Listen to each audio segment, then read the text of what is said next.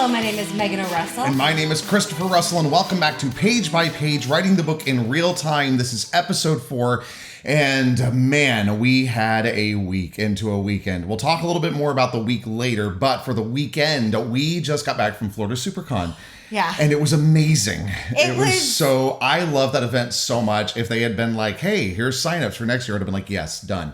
Yeah. It's so fun. And the thing is, I think the best thing about the con is it was smaller this year. It was smaller this year. Slower than what you would have expected from Florida SuperCon. Mm-hmm. But I mean, we did fine. We did great for like the economy is Yeah. But I think it's interesting to see, or sad to see, not interesting, how many vendors bunked on their booths. Yeah. Because booths are cheap, but there were some empty spaces where vendors just weren't there. What? And of course, I don't know the personal situations or whatever, but I can only imagine that at least some of it was from vendors not being able to get supplies or not being able to afford to travel. I did not even think about that. Oh. Because it's a reality of the situation. Mm-hmm. And I mean, my philosophy is kind of, we're doing well enough that it's worth it to go. It's worth it to hang in there. I love going to the cons. I do too.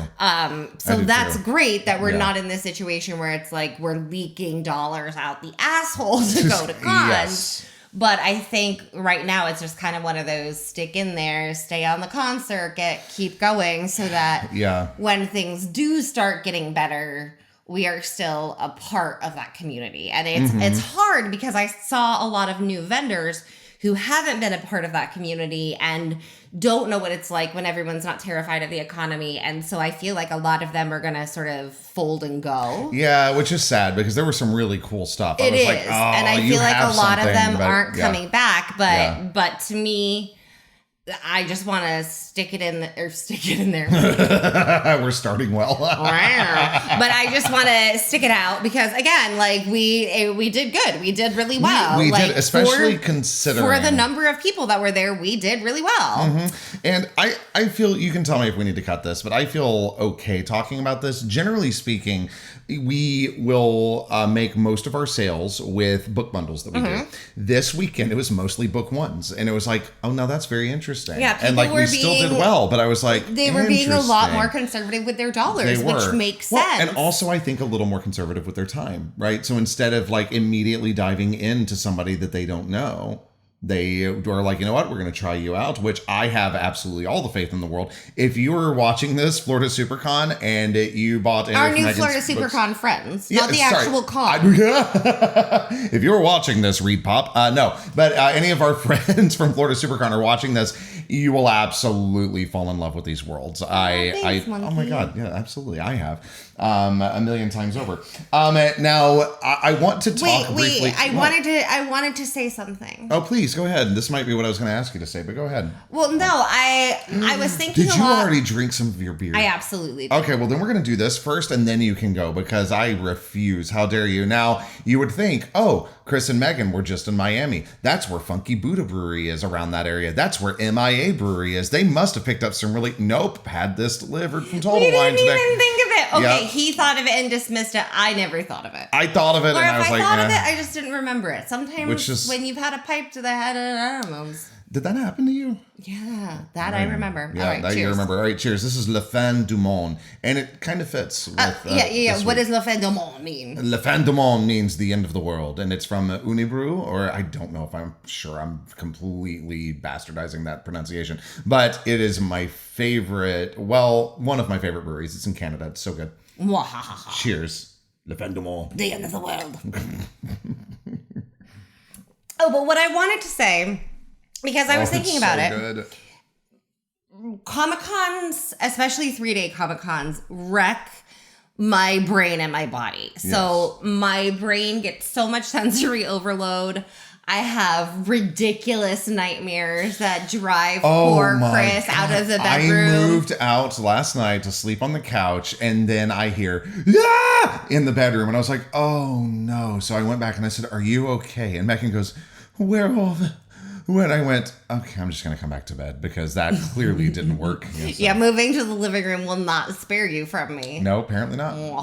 Yeah. But it does weird things with the sensory overload, and it also, like, my body doesn't like it because of the lupus, so my poor little body's like, kill me. You're a medical miracle, the fact that you're still alive.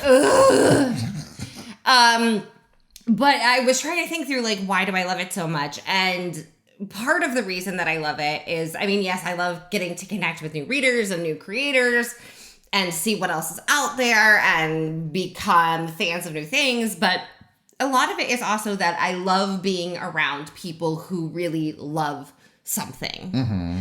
Because there are a lot of people in this world who don't actually give a shit about anything but themselves. Yeah, well, yeah. And the people who are at Comic-Con, at least most of the people that I have met, are really passionate about at least one fandom. Oh my gosh. Usually several fandoms. Whether it's anime or Star Trek or Star Wars or Marvel or whatever it is. Or the people dressed in like French berets carrying baguettes around me going, what the hell are you guys doing? Oh, that's for a video game. And now I'm going to play that video game. Sorry, continue. Yeah, that's the thing. It's infectious. That's what I was talking about, of learning through new things to become it's fans so cool. It's like, oh shit, all right. But just being surrounded by people who are passionate about something, it's really enlivening to the soul, even if it goes stabby on my brain and body. Yeah. That's what I wanted to say about that. It's just that's why I love it. Yeah, I agree. I completely agree. So there's a lot more that I want to talk about, but I would like to get into the meat of the episode first. Okay. So can you give us a previously on sketchbook? No, sorry, not sketchbook. We're not in that season anymore. Diary of a Blood-Marked Werewolf. Oh, no, I'm sorry. Werewolf. Okay. I don't even remember the dream. I don't know why there was a werewolf. Who's to say? I don't know. Okay, ready? Oh, actually, wait before you do that. So, friends from Florida SuperCon, if you are anybody who is just now joining us, right. If you are just now joining us, go back to season 1, episode 1. I believe it is entitled Welcome to Laureldale. So go back to that episode. I will include a link in the show notes. Go back to that episode, start there, or you're going to be real freaking confused, especially by this week's episode. I promise you this is not where you want to start. Okay. Unless you're like, ooh, let's see what kind of mystery it is. Then, if you're like, intrigued, what's happening, then this would be a good intrigue point where you wouldn't really get a lot of spoilers. Sure. You know what? That's actually a fair point. So it would give you a taste of intrigue without a huge spoiler point. That's true. Okay. Ready? So I am ready. Go ahead. Take it away. Previously on Diary of a Blood-Marked Werewolf. We have been with Ella Day at the Laureldale Food Truck Festival. While she is there with her friends, tragedy strikes and the bandstand roof collapses on dancers. Ella is able to save most of them, but one poor little tapper gets smushed. Yeah, that's really about all we need to know for now. Not all of him gets smushed, just his leg. Just one smooshy leg. Hey, look, okay, I'm not even kidding when I say this, but it did occur to me. Look at what Peg Leg Bates managed. Honestly, this is going to sound horrible. Okay, go ahead. This is going to sound horrible. Okay. But when I was like, I'm going to smoosh Dancer's leg. Yeah. Like, that's horrific. Yeah. That is a nightmare. Yeah. But I did make it a boy instead of a girl. Yeah. Because chances of a male dancer getting to have a comeback as an amputee are significantly higher than the chances of a female dancer getting to come back as an amputee. That's especially fair. With Peg Leg Bates to model themselves after. Was an honorary copacetic, is that right? Oh, I don't remember. I think he was an honorary copacetic. I don't want to lie to anybody. He was actually a copacetic. But he was an amazing tapper. Oh my gosh. Other amputees have followed in his footsteps sense. I'm going to include a YouTube link because y'all, he's amazing. He's amazing. If you don't know, you don't. Like, it is remarkable the sounds that man made. But I did make it a male dancer as opposed to a female dancer. That's very interesting. Just so that I didn't completely squash their dance troops. I wonder, like, does like male musculature have anything to do with that? I think it's just the acceptance of, look, it's a man doing something. Wow, it must be great. You mean like that time that we were watching Tootsie on Broadway and Tootsie started tapping in heels and I was like, wow. And you were like, are you serious? Fucking kidding me? And I was like, what? A guy doing like, it's just a guy doing a time step in 2-inch heels? To me, it was a novelty because I had never seen that. So I was like, oh, that's really cool. For our new friends who haven't been around the podcast before, Christopher and I both spent our young professional careers as musical theater performers on stage all the time with a primary focus in tap. Yeah. I am now theater retired, head bashing. You've gone back. I did dabble. Yeah. I am re-retired because my body brain cannot do theater and writing. It goes, no. That's actually fair. I can't handle both, and writing is what needs my attention right now. It's also, I think, your passion, too. Like, theater was a passion, but this feels like it is, I don't know, become more so? It is more realistic for my body. It is a more realistic way for me to continue storytelling. No, that's fair. But you do still perform. But anyway, that is not the point. But that's why we're talking about tap dancing and things like we know what we're talking about because we know what we're talking about. Okay, is it time for the chapter? It is. I proudly present to you Laureldale, Book 2, Diary of a Blood-Marked Werewolf by Megan O. Russell. Chapter 4, Vegas. Collateral damage. Unconscionable in theory, inevitable in practice. Especially when reliance upon chance is essential to success. A new act took the bandstand stage, 4 girls in ballet shoes dancing to a heartbreaking song about a young life gone catastrophically wrong. The potential irony curved my lips in an unnecessary smile. I stepped off the path, tucking myself next to a trash can as I pulled the single 20-sided die from my pocket, shaking it in both hands before pressing my palms together, making sure the die had steadied before lifting my top hand away to find fate's choice. 16. Congratulations, girls. This isn't your unlucky day. I tucked the die back into my pocket, ready to restart my stroll, but a tap on my shoulder froze me in place, my blunder lasting less than a second before I turned, welcoming curiosity in my eyes. Mrs. Jenkins grinned back at me. Irritating, harmless. A little lump of powdered sugar clung to her bottom lip as she spoke. So sorry, hun. I saw your dice. Is there a Keepers of the Arcane Text tournament going on tonight? No, ma'am. I pulled the die back out of my pocket, pinching it between 2 fingers, displaying the carved rowan wood. I am experimenting with a new technique for fighting decision fatigue. Ooh. Lacey Jenkins grabbed my wrist, pulling the die down to her well-painted but already smeared face, gazing at the wooden tool with wide eyes. Can I keep it? Lacey, Mrs. Jenkins warned. I need it so I can keep deciding things. I lifted my wrist away from Lacey. But I'll let you roll it into my hands once. How's that? Lacey bounced with glee as I gave her the die. Give it a good shake and drop it into my palms, I said. Lacey screwed up her face, concentrating as though she could affect the roll's outcome. But she couldn't, and that's what makes the difference. She dropped the die into my hands. 8. And another batch dances away unscathed. It's a shame there isn't a KAT tourney tonight. Mrs. Jenkins grabbed Lacey's hand, stopping her from trying to snatch the die again. Our tradition should be highlighted. We can't risk Laureldale losing its small-town soul. You couldn't be more right. You know, Mrs. Jenkins frowned, with the right kind of community support, I really think... I forgot to tell you about my decision-making experiment. Can I do that before we forget? I held the die up to Mrs. Jenkins as I had before.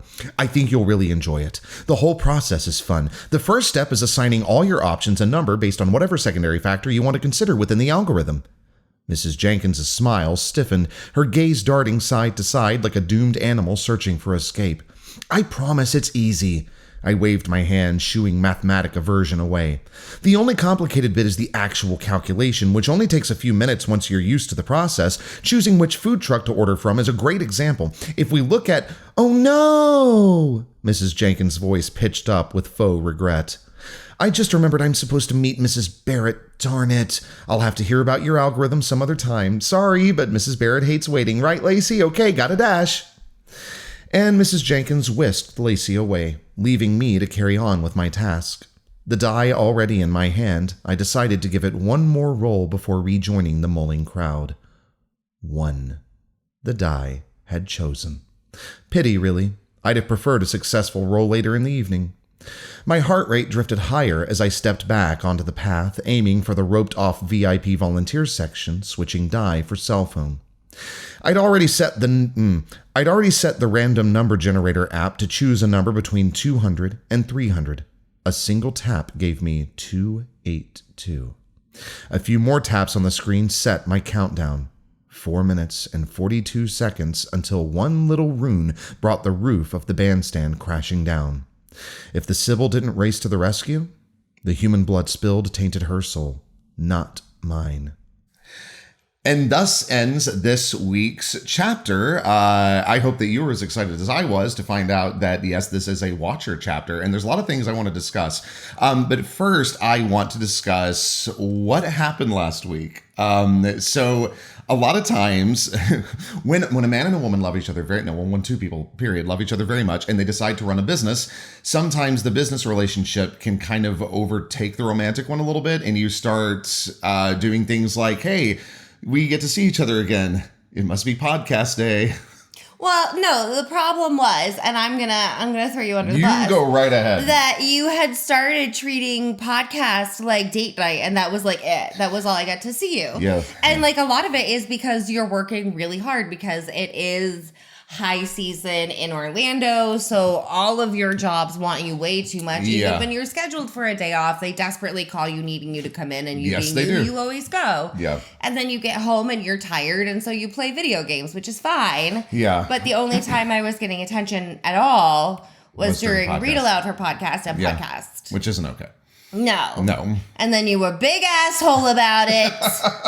Well, and I am queen and deserve to be treated as such. Yes, you are, and yes, you do. And yes, but we have come to an agreement moving forward that I will be given one night of time a week that is not business related. Mm-hmm.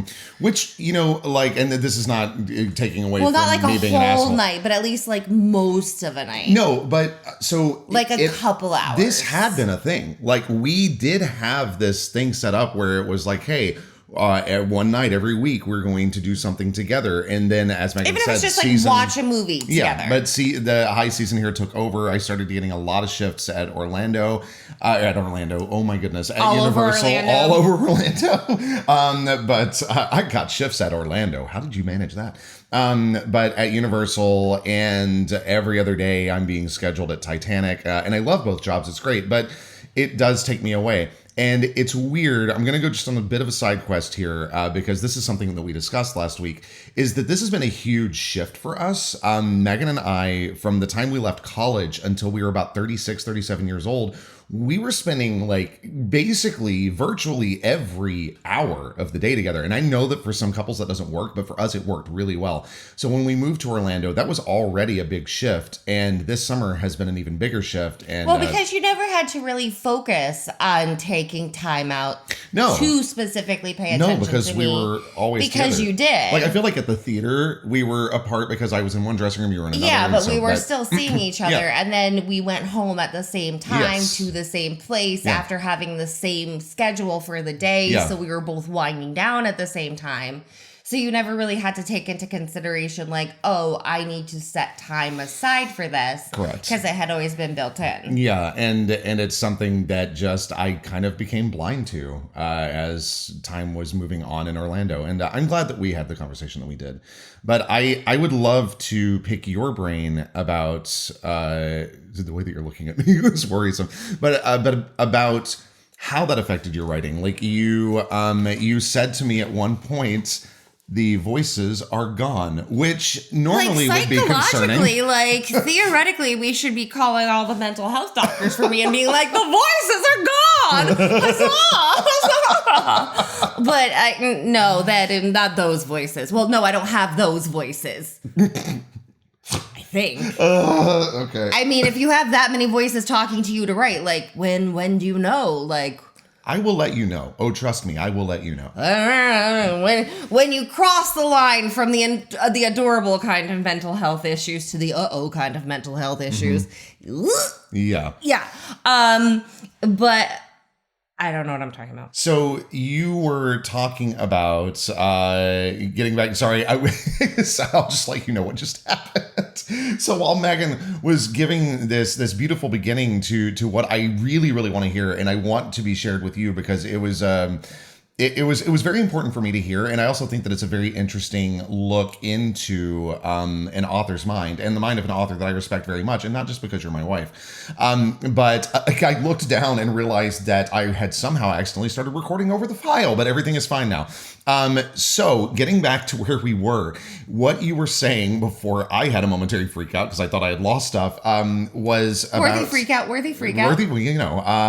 But was the way that that this discussion, that this moment in our relationship last week, how it affected your writing, like how those voices went away, how that felt versus how it usually feels while writing. Well, there was no feeling of that while writing because there was no writing. Really, sure. Because when I've had problems moving forward in projects before, it's always been like I need to figure out how to make this moment work. Mm-hmm. So I need to figure out like how to get someone from being trapped inside a building to freedom 10 miles away. Like those things where it's really more like story mechanics. Okay.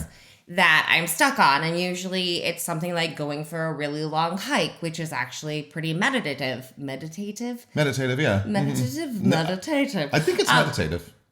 But usually things like that would help because then you let your brain get a little bit more open and then it solves the problems for you and you can figure out, how to make that big escape route work and everything's great. Mm-hmm. But it's different when there's just like no story in your head at all. And it's just like this quiet little void. It's pretty freaky. Yeah. And so the first day, because there was just blank, like, Mm-hmm. And so the first day it was like that, I was like, okay, well, let's just like sit in quiet and like let the senses have time to chill.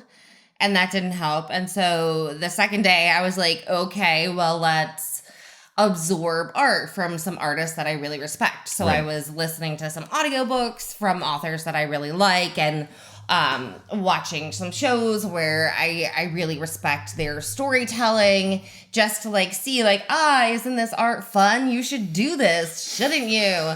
That didn't work either.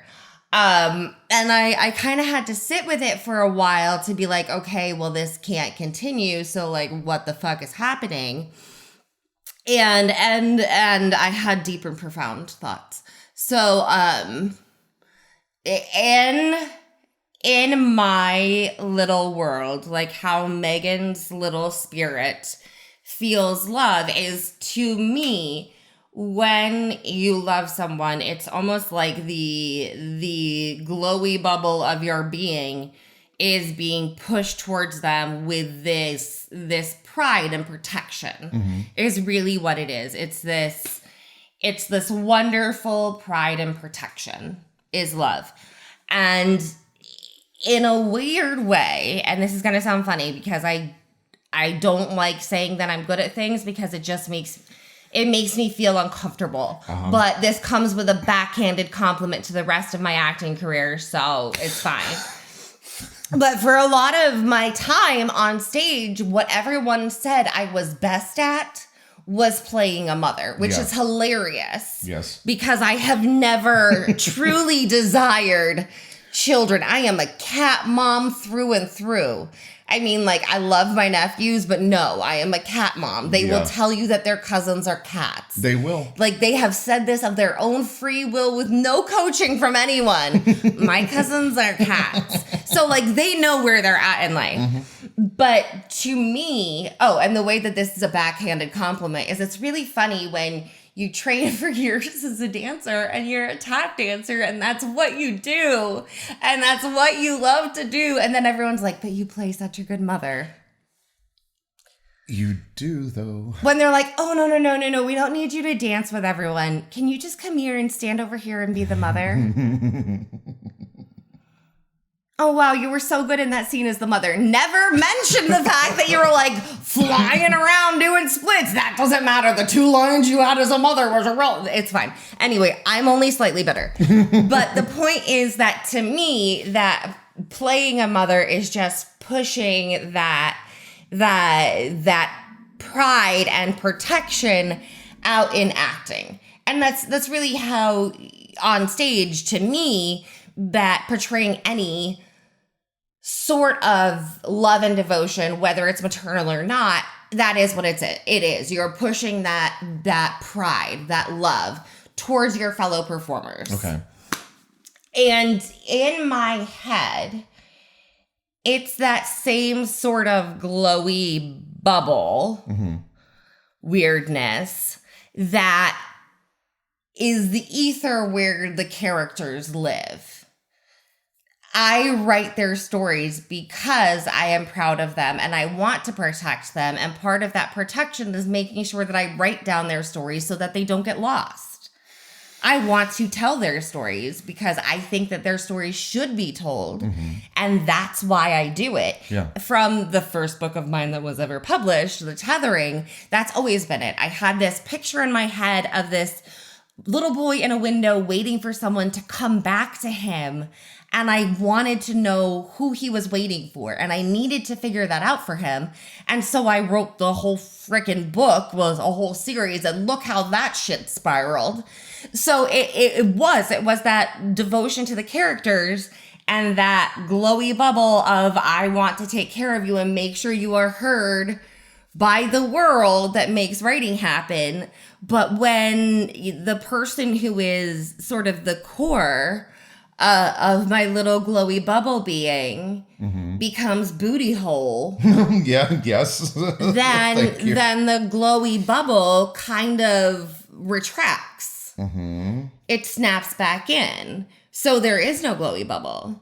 So there is no internal desire to let the stories in my head be recorded.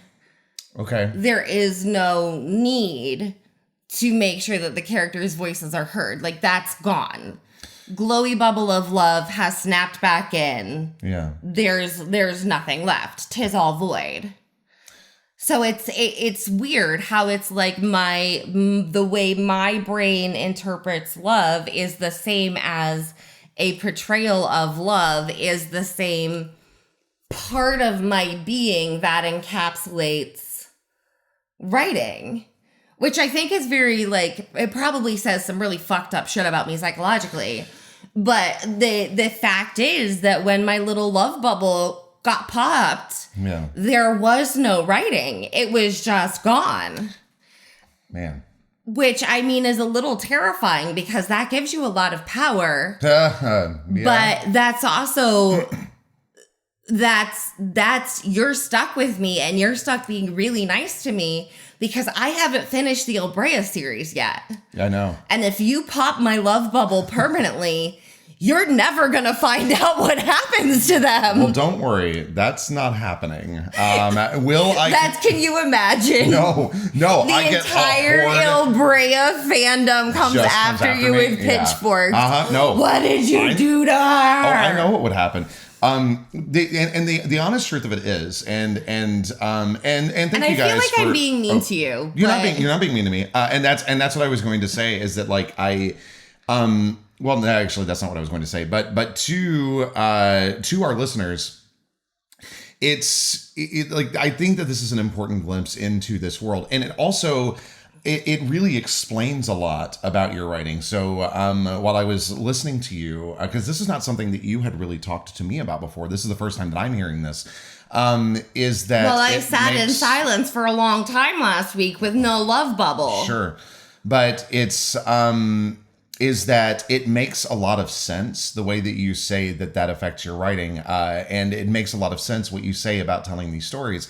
And what I found interesting is as you were talking about that, my mind was going back through like Jacob, this boy who loses his father at the beginning of the book. That's not a spoiler. But then it's like everything that happens from there. You were telling stories typically with your characters of characters whose voices would not otherwise be heard. And there is some parallel between that fiction and the real world. For instance, with Adriel, you were telling a story about a boy who was beat so much at this orphanage, and this orphanage is based on real shit that happened in Ireland. And you were telling the story about this young man who's aspiring to great things despite everything that happened to him. And yes, he has a limp, and yes, he has a bad back. He is constantly hunched over. So like he has a disability that was forced upon him.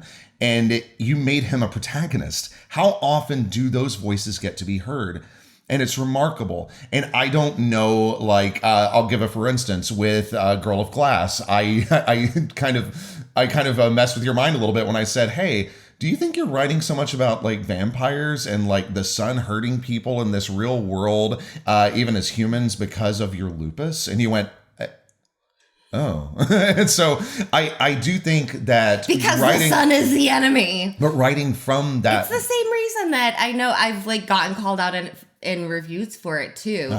But you might want to cut this so that everyone doesn't pick it up as my take and it bothers them forever. Oh, no, it's okay. Go ahead. But yeah, there's a lot of like, you will see like anxiety breathing in several of my books. You're going to be like, okay, in for 4, hold for 4, out for 4, hold for 4. Like, okay, bitch, don't have a panic attack here. Right. Because like, to me, that constant reminder of like, breathing is fundamental. Yeah. Bitch, are you doing oxygen? Like, that is reality to me. What doctor said that to you? Because it was a doctor. They were trying to get me to race. No. Breathing is fundamental. I hadn't been able to breathe well for like a couple days, and they finally swore took you were me about to say a couple years. Yeah. And like the whole front of my chest hurt, and it wouldn't expand. Was this pleurisy? Yes. Yeah, okay. But they were like, you have to go to the emergency room. And I'd be like, I was trying to get a hold of you for 2 fucking days. I'm not going to the emergency room. And they're like, you need to go to the emergency room right now. And I was like, I'm on a road trip. I'm not pulling over to some random fucking emergency room and getting checked in 2 hours from anywhere. Yep, I remember this. And they were like, you need to go emergency right now. You're not breathing well. Breathing is fundamental. And I was like, well, it was fundamental 2 days ago. So I'm going to turn around, drive back towards home, and go to an urgent care. Yeah. Because if I'm not dead yet, I bet I can make it another 2 hours. And I don't like emergency rooms. Didn't we have to bypass home to go to Baltimore? Yes. Yeah, it was so ridiculous. Because I didn't want to go to the emergency room. I wanted to go to urgent care because they kept telling me that like my heart was going to stop. And I was like, well, it's felt like this for 2 days. So... Yeah, I know. But I think it was, what didn't insurance say? Well, you have to go because we told you to. And it's like, wow, okay. Anyway, and I was like, that could be a whole podcast episode. Yeah. The fun medical times with Megan O'Russell. God. When the surgeon tells you, well, your arm's just going to get worse. And anyway, trauma. Yeah. Hey, cheers. Surgeon PTSD. Cheers to trauma. Yeah. Oh boy. But if you ever meet a thoracic surgeon named Dr. Lum, hug him for me. Oh my God. What an incredible human being. He is our hero. So how would you feel about stepping back into the chapter? I forgot where we were. So I have post-con brain. I'm not. What, I know. What were we talking about? Help me. It might be time to, because you feel like you really need to put on a mask for this. So I don't think that you do need to. But if you ever feel the need to, you can put on a mask, because I want to ask you about The Watcher. Okay, so we finished talking about writer's block? You tell me. Did you have anything else you wanted to say? I don't remember. I think it sounded like it wrapped up, but sometimes I'm bad at those things. So it sounded like you wrapped it up pretty well. Did I do a good job? You did a great job, honey. Cons are hard. I know. No, seriously, cons are hard for your brain. I don't know if I mentioned this earlier in the podcast, but whenever we have con weekends like this, Megan's brain gets so overstimulated, and this was not this way before the brain injury. Whenever we would go to things like that were so overstimulating, you would definitely get fatigued. But now it comes with this fun trick of where Megan will be twitchy in her sleep and she will talk a lot and sometimes scream about werewolves. And that happened 2 nights ago. So that was very fun. Didn't you say that earlier in the I think I probably did, but just in case, we're going to recap that. Because wait, are you recapping it because I made you so sleep deprived you don't remember either? Yeah. Look, my brain got overwhelmed too. It's just not in the same way, you know? Yeah. Like, yes, I'm extremely extroverted, but I have my limits. Like, and cons test those, man. It's a lot. It's fun. Oh, we have to remember to tell them about Tampa. We are. I have it in my notes. But first, are you okay if I talk about The Watcher? Okay. So, couple of things. I made a couple of notes within the chapter. I don't think I want to talk about those because I want to talk about the notes in my phone more because you didn't get to see the notes in my phone. So, this chapter, I realized, is the first time we have seen the Watcher interact with another person. Yes. It's the first time we've seen them talk. Yes. It was very interesting. No, it's not. No, it's not. They have spoken to themselves before. They've spoken to themselves, but not to another person. So It was very interesting. And I said, that's kind of risky. Like, what if, and I'm half joking when I say this, but what if this person, this Mrs. Jenkins person, had said their pronouns? And then I'm like, obviously you wouldn't have written it that way, but still, what if, right? Oh, no, I had to be very careful. I'm sure you did. And you wanted to say something about Mrs. Jenkins, about the name? No, not about Mrs. Jenkins. About Mrs. Barrett? No. Oh. So, about Lacey Jenkins. Lacey Jenkins, okay, because please. Lacey Jenkins is the one who wants to roll the dice and make things start. What does Lacey Jenkins sound like? Leroy Jenkins! Oh my God. Which is an old video that probably only millennial gamers will remember. But there's this old video of, World of Warcraft? It was World of Warcraft, yes. Where, and it was totally staged. It was totally staged. But it's this group who's, like, planning things very carefully, and then this one guy just runs in with his sword and goes, Leroy Jenkins, and starts getting everyone killed because he broke the plan. But I just... It doesn't matter. It is not a plot point, but the reason that's cute. That it is Lacey Jenkins and Mrs. Jenkins is Leroy Jenkins. While we're on the topic of names, explain Mrs. Barrett. Who is that? The person that Mrs. Jenkins has to go meet. Oh, Mrs. Barrett is one of Ella's teacher's wives because I needed another name, but I didn't want to create something nebulous. I wanted to dig into the world instead of... Flesh it out a little bit. Well, no. Make it deeper instead of scattering wider. Oh, yeah. That actually makes perfect sense. Yes. Like, sure. I didn't need another speckle towards the edge. I needed more flavor and depth for what I have. Mm-hmm. So now we have an English teacher with an established wife who is a part of the community. Right. Which doesn't, like, we don't know anything about Mrs. Barrett. We don't need to at this point, no, but this is one of, like, those little handholds that I've been very meticulously planting for myself as I go, because with page by page, as soon as the chapters are released, they are canon and there is no takesies backsies. Mm-hmm. Then leaving myself those little handholds, which is maybe cheating, but I'm going to say it's just strategic. How is it cheating? Yeah, I was about to say. It's no. But leaving you make myself up the rules as you go, man. Those little handholds of, like, okay, here, like, we are building this community of women. So we have Asshat Bobby's mom. We have Mrs. Jenkins. Yes. We have Mrs. Barrett. So we're building this community of, okay, well, here are all these people with personalities so that if I get to the point that I need Ella to go to a women's community meeting, I already have a cast to sit at the table. Oh, right. Because there is but that community meeting already happened, right? The one that they talk about at the church with Asshat Bobby's mom. Yeah, that's okay. Like, there's nothing on the horizon. I see. But now, like, if I ever need to have that scene, instead of being like, well, now I need to pull 9 random women out of my ass. Right. I'm going to have all of these women in the community who already have established ties. Yeah. So we'll know, like, okay, Mrs. Jenkins has a little daughter. Mrs. Barrett is married to a teacher.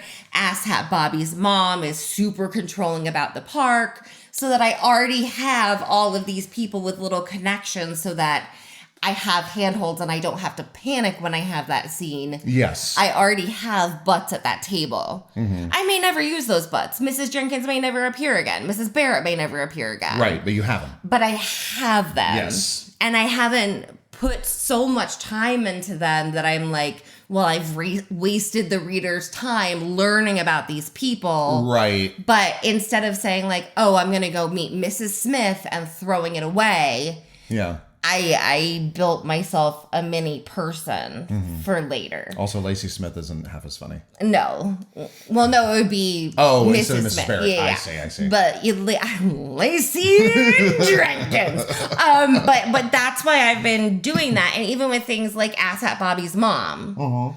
It like making sure like, okay, now we have this parent personality that's linked to an established character. Yeah. So that, if there is Asshat Bobby does something and his mom has to come to the principal's office, like, okay, she has an established personality. Right. So having her outside the church with Asshat Bobby, who is established, is way more useful to me than having a no name. Yeah. Yeah.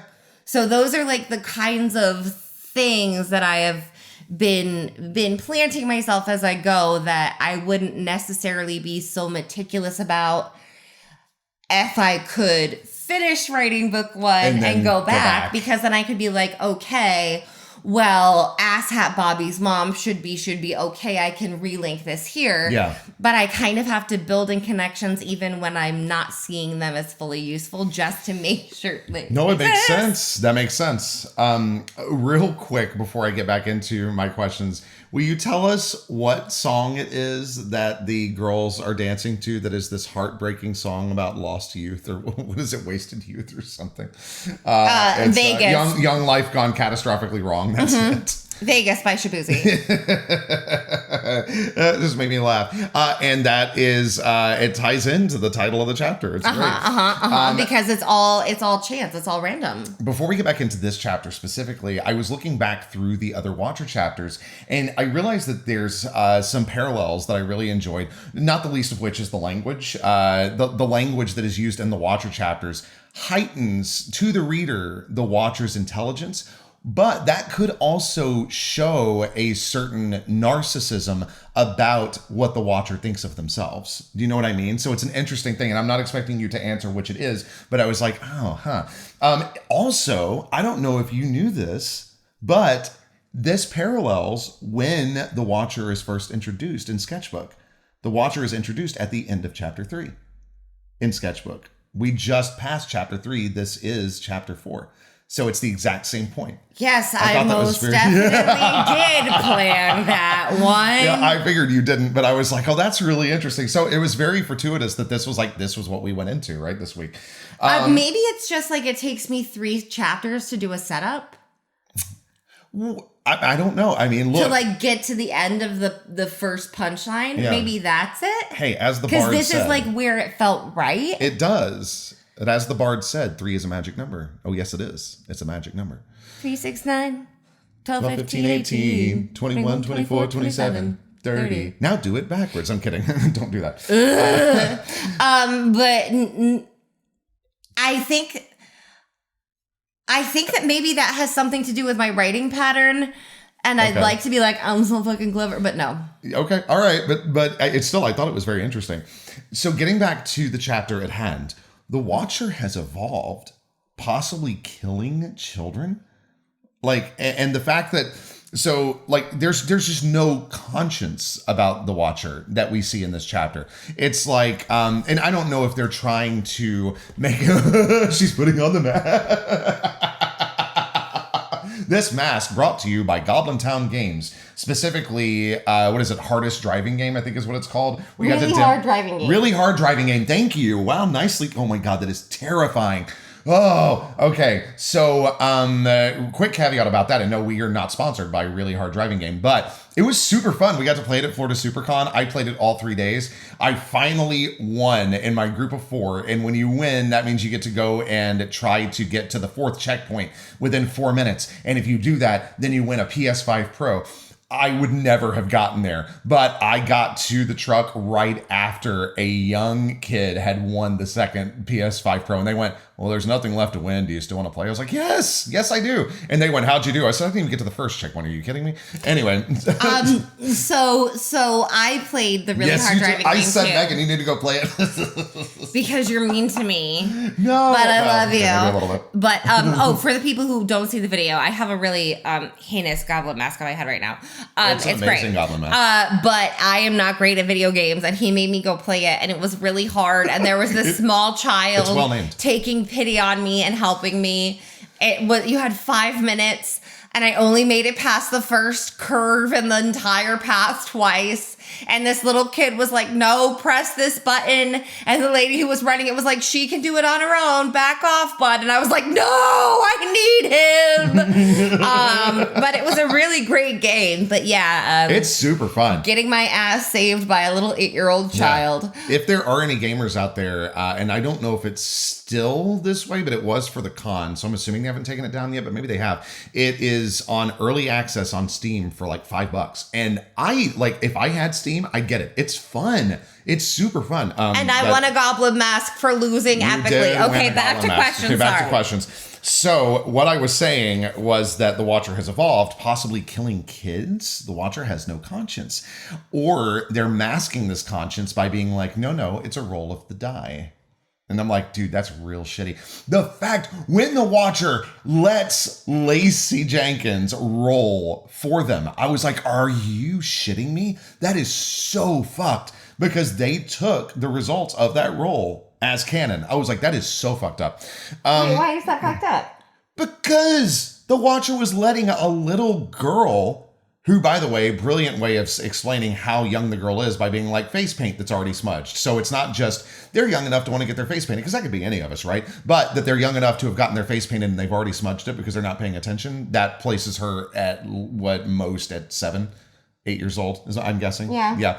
So, and not to say that there aren't 8-year-olds who are meticulous and are like, I am not touching my face for the rest of my life. But no, it's fucked. What do you mean, how is that fucked? It's like, yeah, go ahead and roll the dice. Lacey would never have Go ahead and roll the dice, honey. It doesn't matter. You're using the child as a tool instead of just using the die as a tool. Okay, I'm going to remember that, because you need the mask off to talk about that. Remember that, Christopher. Great lore drop with Mrs. Jenkins talking about the KAT. That was a great way to reintroduce the Keepers of the Arcane text. This game that... I think we talked about it a little bit on the podcast. You talked about it briefly in book 1, but this just goes to show how prevalent this game is in Laureldale. Well, I had to okay. Oh, great, she's got the mask off. Okay, let me ask something. No, I'm kidding. So I had to sort of reinsert it into the story, because I don't want KAT to thoroughly fade into the background, because it is going to be a thing, and I don't want to be like, hey, remember KAT we saw in book 1? Mm-hmm. Well, now that we're at the end of book 3, so I just want it to continue to exist in like the Laureldale realm, mm-hmm. so that when we do get back to it, it's not like, what the fuck? It's like, we finally get to see more of it. Like, I wanted to keep it present so that it'll be something people are excited about seeing. Yeah. Rather than something they're like, I do not remember this at all. So even if people are like, I don't remember the Keepers of the Arcane text chapters, it doesn't matter if you don't remember the details of the game. I want to keep that there is this town-wide fascination with this game that is D&D like with 20-sided die. Like, that this is a part of Laureldale culture. The details of the game don't matter. That the game is a part of Laureldale culture, and that it exists is what I want to keep sprinkled in the land. Do not put the Gollum mask back down, because I've got a question to ask you that's not Watcher related specifically.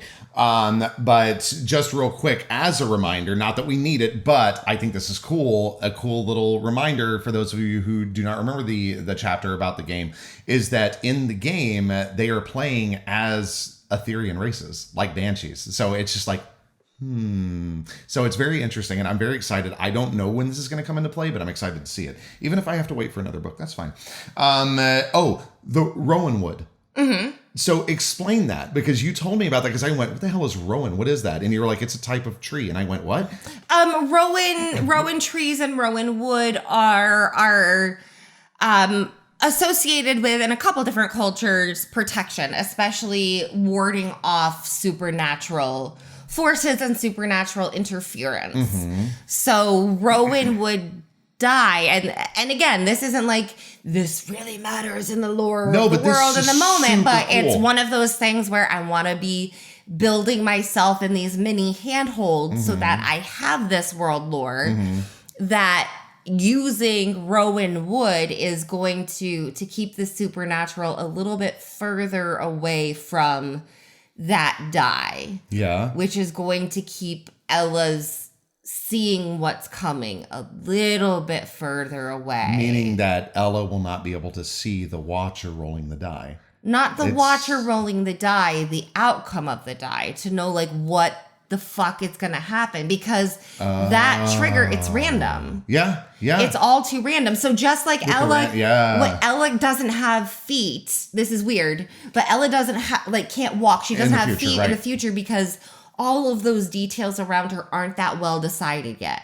Right. There are too many random things that haven't perfectly created that moment. So it's the same with the dice, because it is all random. It's rolling. It's Lacey bumping into her. Right. It's someone else like coming to the trash can. And then the random number generator to decide the timer as well. So that there is no way that moment was not set until right before. Yeah. So Ella could not have had a vision of this so fascinating. much sooner than she did. Yeah. Like, yeah, she could have caught it a little bit earlier, maybe. Yeah. But like, she couldn't have had this vision days in advance. She doesn't know that.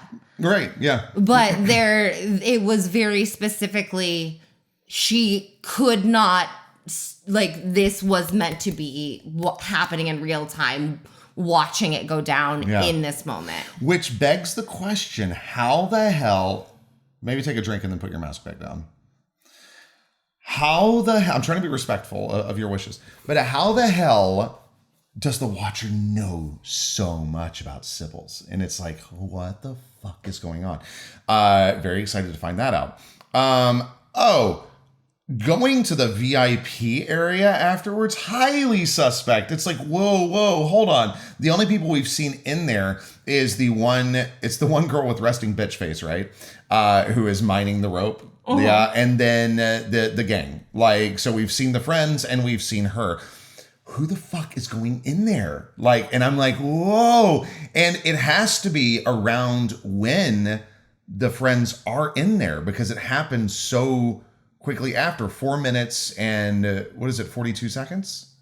Something like that. Mm-hmm. So it's like, that has to have been around that time. So 282. Yeah, 282. So 4 minutes and 4 minutes, 42 seconds. Which is very funny too, because 42 seconds, 42nd Street. Anyway. So I'm like, the plot thickens. The thought plickens. This is also, and this is my last thing, this is also the first time that we have seen the Watcher do something other than watch. Like, kind of. I mean, we sort of... can I say that? All right, Megan made me cut something, and I understand why. So anyway, just understand there was something that I cut. Let that be a clue to you. It was something about the last book. That's all I'll say.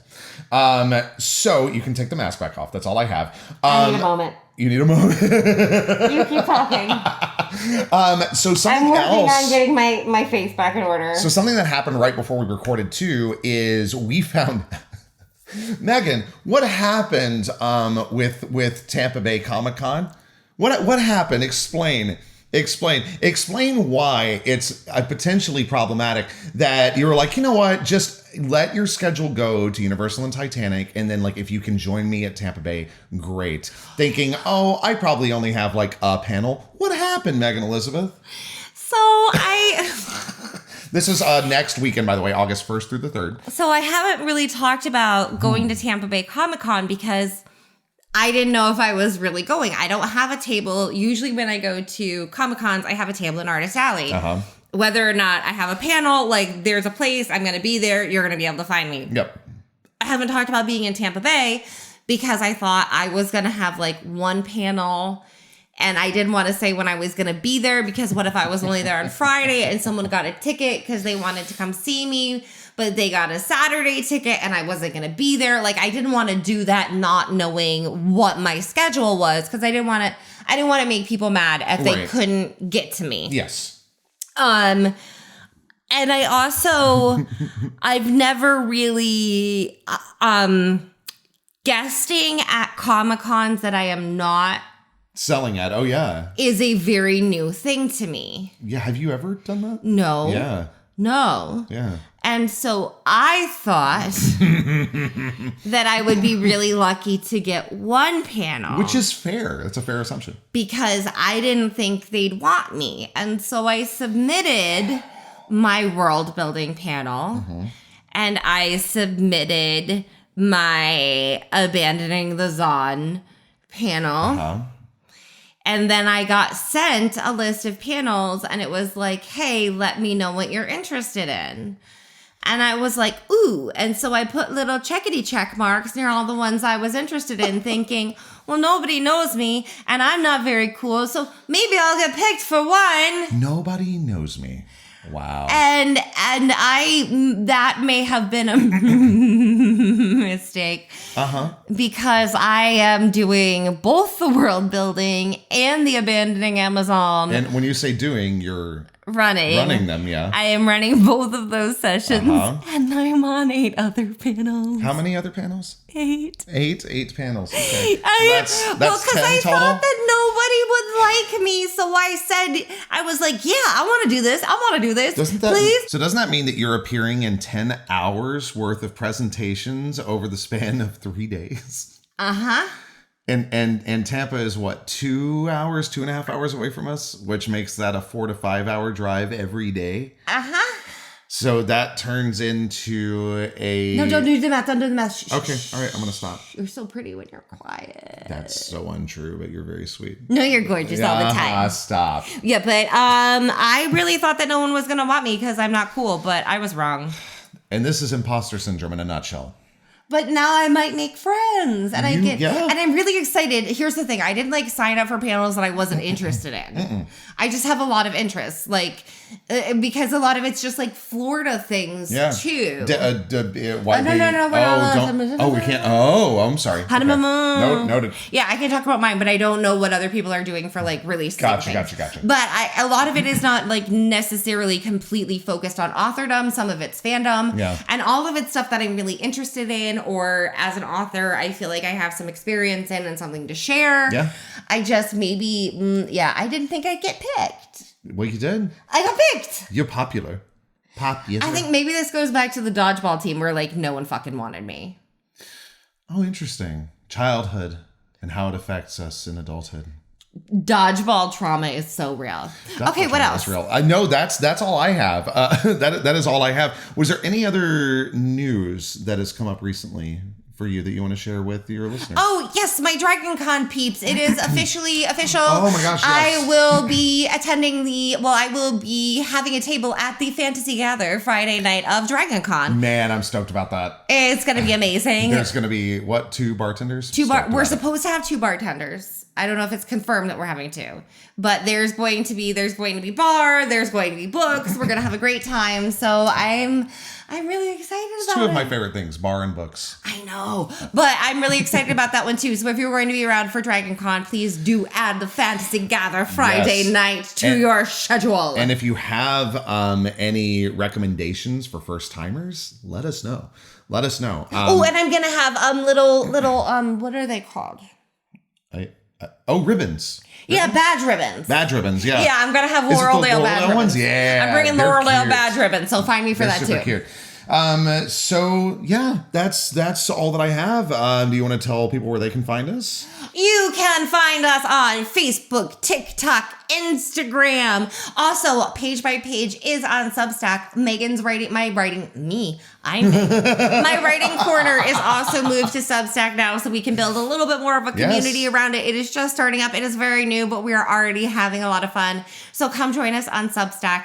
Also, if you could do us a massive favor, whatever service you listen to the podcast on, please do click their version of the follow button. Yeah, subscribe, whatever it is. That is something that that is really, really helpful for us to see as we're trying to make this podcast better for you and choose how to get the podcast out into the world. Yeah. Knowing where our followers are coming from is super, super important. And if you want to throw like a rating in there, that's great too. And please do add Tampa Bay Comic-Con and the Fantasy Gather at Dragon Con to your planners if you're going to be in the area. The panels are going to be, I didn't think I'd get picked. Yeah, I'm aware. It's going to be great, and I'm so excited for all of them. And every time I saw one, I was like, "Oh yeah, I got picked." And then I looked at all of them, and I was like, "Oh, I got picked." Yes, you did. Yes, you did. So let this be a lesson to you. You're cool, babe. You're cool. They just think I am because of my hair. No, you're cool. Yes, you are. Okay. So I'm going to go deal with the imposter syndrome of this one. But until next time, thank you for reading.